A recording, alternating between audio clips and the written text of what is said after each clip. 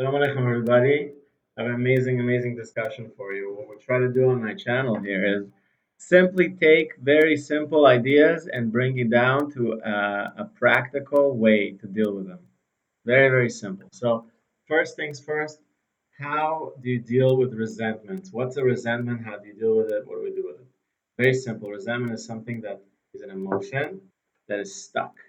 You have an emotion that's stuck from a certain situation, like a trauma, like a difficult experience, like some relationship going awry.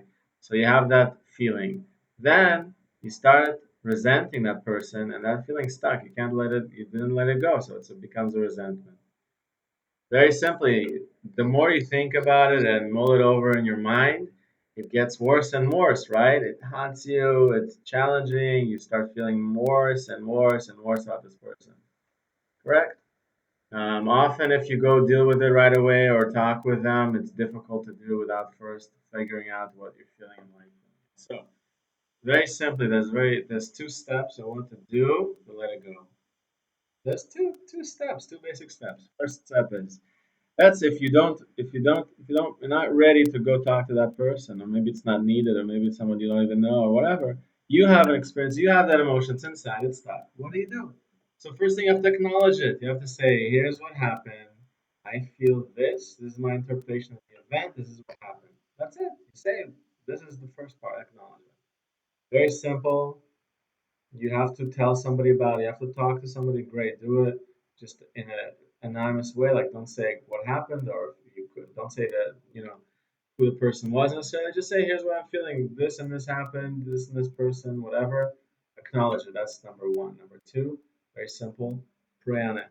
Pray to God. Pray. Just tell God. Pray on that person. Pray on that person. Pray to God on that person. Say, God, bless that person and continue praying and do 5 minutes a day. Pray on that person.